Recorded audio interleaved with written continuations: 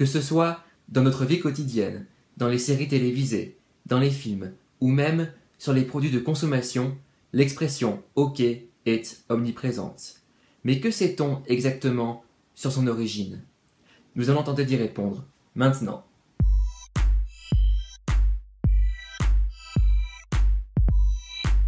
Il n'existe pas de consensus quant à l'origine exacte de l'expression « OK ».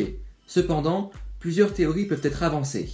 Une première hypothèse voudrait que pendant la guerre de sécession aux États-Unis, un officier chargé de rapporter la situation sur le terrain écrivait l'expression « OK » qui voulait dire « zero killed », soit « zéro tué », pour signifier qu'il n'y avait aucun soldat tué sur le champ de bataille.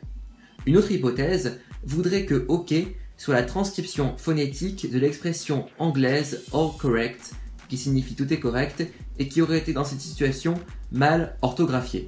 Certains font même remonter l'origine de l'expression « OK » à des temps beaucoup plus anciens, comme par exemple à l'époque de la Grèce antique, lorsque les marins grecs utilisaient l'expression « olakala » pour dire que tout allait bien.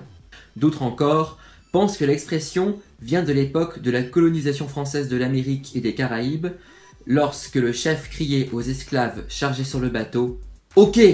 Cela signifie tout simplement pour les esclaves qu'il fallait débarquer le chargement sur le quai. Enfin, certains pensent tout simplement que l'expression « OK » est l'inversion du terme « KO » qui signifie en boxe que l'adversaire a été assommé. Mais l'hypothèse la plus répandue quant à l'origine exacte de l'expression « OK » est la suivante. C'est dans l'édition du 23 mars 1839 du quotidien américain Boston Morning Post que le « OK » serait apparu pour la première fois.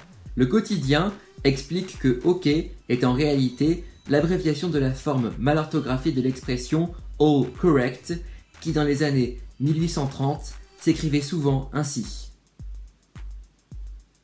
L'expression sera ensuite utilisée par les partisans du président américain démocrate sortant, Martin Van Buren, élu en 1836 et candidat à sa propre réélection en 1840. Ses partisans le surnommaient Old Kinderhook, qui voulait dire en anglais le vieux Kinderhook, en référence à la petite ville de l'État de New York dont il était originaire. D'ailleurs, ses partisans se réunissaient au Old Kinderhook Club à New York.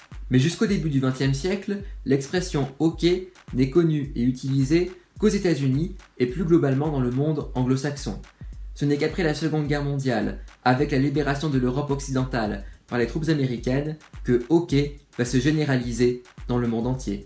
Au point qu'aujourd'hui, tant à l'écrit qu'à l'oral, « OK » est l'expression la plus utilisée dans le monde, devant « maman ». Et c'est la fin de cette courte explication quant à l'origine de cette expression tant utilisée aujourd'hui. N'oubliez pas d'aimer ma vidéo, de la partager, et puis abonnez-vous à ma chaîne YouTube. OK ?